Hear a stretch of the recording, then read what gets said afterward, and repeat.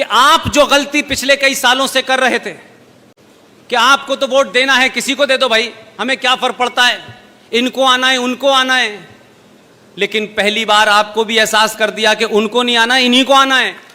आप अपनी इस ताकत को बनाए रखिए। और मैं जो देख पा रहा हूं, मेरे सीनियर जो देख पा रहे हैं, आप अपनी सनातन संस्कृति को प्राप्त करेंगे, उसकी शुरुआत हुई है। लिहाजा इसके साथ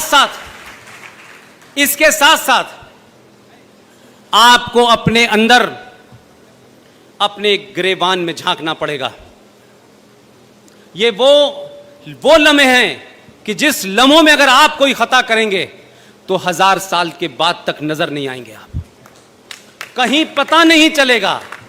क्योंकि अब तक लोगों ने आपको, आपके इस पुरुषार्थ को, इस ताकत को समझा ही नहीं था। अब वो समझ गए हैं, वो दूसरी तैयारी करेंगे। आप ये ध्यान रखिएगा कि अगर किसी कारण से भी अपनों से गलती, हमारे लिए गलती, हमारा ये नहीं हुआ, उसका ये नहीं हुआ, ये स्थिति इस देश में 500 साल तक बना के रखनी है कि इसके अलावा, इस सोच के अलावा लोग सत्ता पे न बैठें। 2 घटनाओं का जिक्र करके मैं अपनी बात को आगे बढ़ाना चाहता हूं। बोर हो रहे हो तो बता दीजिएगा।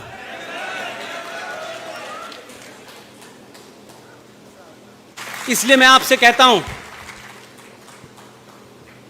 प्रकृति भी, और जिसे आप भगवान कहते हैं, वो मौका जरूर देता है आपको। ऐसा नहीं है कि मौका नहीं मिलता। ये तो ऊपर वाले की ताकत और आपका पुरुषार्थ, और इस देश के लोगों को सही समय पे सही चीज याद आ गई। नहीं, इतिहास का ये जो घड़ी है, ये भी वैसे ही चला जाता जैसे पटेल जी के समय चला गया था। लिहाजा मैंने कई जगह कहा लोगों से कि कुछ नहीं कर सकते भाई। इस देश में एक बात आप याद करके रख लें, किसी भी जाति के आप हों, आप अगर अपने परिवार में अपनी बेटी या अपनी बेटे को इग्नोर कर देंगे, उसको यह एहसास कराएंगे कि तुम महामूर्ख हो, तुम्हें कुछ आता नहीं है, तुम चुप बैठा करो।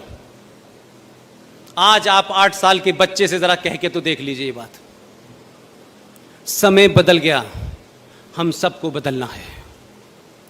इसलिए ये जो बार बार रफीक साहब के घर जाकर के सिवैयों की ईद खाने जाते हैं, मैं कह रहा हूं कि रफीक साहब के घर जाएं, ईद की सिवैयां खाएं या ना खाएं, लेकिन हफ्ते में दलित के घर का पानी जरूर पी के आएं। आप उनको नौकरियां दे दीजिए।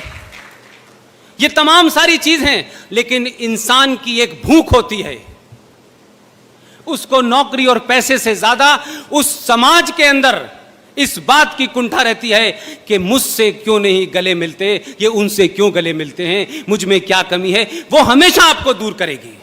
उनको नौकरी नहीं चाहिए, उनको पैसा नहीं चाहिए, सिर्फ एक बार गले तो लगाइए। ये 22 करोड़ लोग जो आपसे अलग हो गए हैं, जो जय भीम और जय मीम के नाम से अलग हुए हैं, यही आपकी ताकत है। सिर्फ गले लगाइए, साथ ही सब ठीक हो जाएगा। आपको इसके साथ साथ मैंने इसीलिए कहा कि 1000 साल की गुलामी के रहने के कारणों पे जब आप चर्चा करेंगे, अकेले में करेंगे, सामूहिक करेंगे, तो ईमानदारी के साथ करिएगा। किसी पार्टी, किसी संगठन, किसी ब्राह्मण, ठाकुर, कायस्थ, इससे बाहर निकलिए। आपने अपने कारणों से अपने आप को कमजोर किया है। आपका दुश्मन उतना ही कमजोर था जितना आज कश्मीर में नजर आ रहा है, लेकिन आपकी अपनी गलतियों ने दुश्मन को मजबूत बना दिया। लिहाजा ये वो घटनाएं हैं कि जो 1200 साल पहले नहीं बने, वो 2019 में भी नहीं कन्वर्ट हुए, उनके लिए कितनी बड़ी बात है। वो 2.5 लाख लोग आज से जम्मू कश्मीर के नागरिक भी होंगे, उनको वही सैलरीज भी मिलेंगी, और जो केंद्र सरकार की फैसिलिटीज हैं कि वहां एससी एक्ट नहीं चलता था, ना तो एससी लागू होता था, ना एसटी लागू होता था विधानसभा में, अब वो भी लागू होगा। तो जो 84 सीटें हैं, उनमें दलितों का भी शेयर होगा आज से।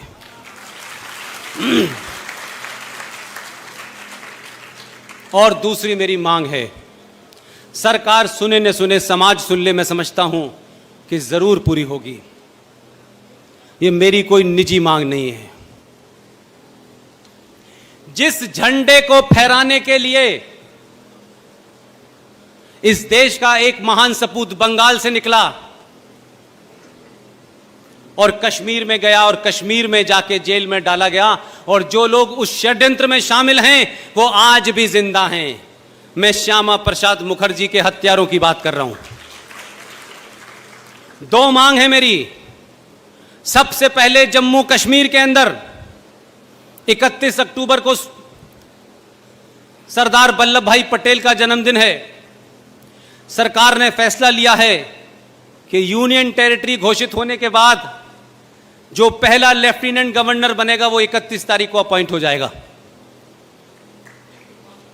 उस लेफ्टिनेंट गवर्नर कोई भी हो, मेरी केंद्र सरकार से और खासतौर से होम मिनिस्ट्री के अंडर आती है ये मांग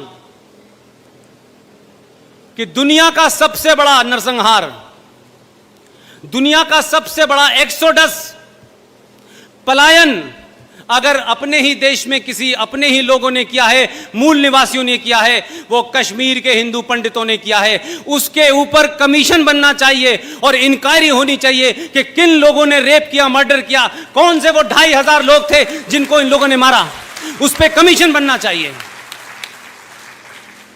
ये बात अलग है कि मुझे लगता है कमीशन इंक्वायरी पहले करेगी, बन भी गया तो इंक्वायरी चलेगी, तो जो जिंदा कातिल हैं वो वैसे भी अल्लाह के ज़्यादा नज़दीक पहुंच गए हैं आजकल। दूसरी मेरी मांग है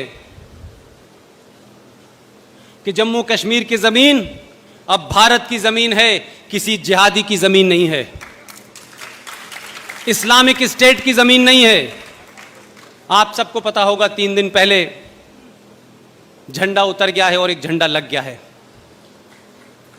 यह बात अलग है कि 1992 में एक आदमी ने, जिसे आप कुछ नहीं समझते थे, यह देश कुछ नहीं समझता था, झोला लेकर गया था कि लाल चौक पे झंडा फहराऊंगा, रोक दिया था पुलिस ने। मैंने इसीलिए कहा कि आप क्या सोचते हैं, क्या करते हैं, कैसे करते हैं।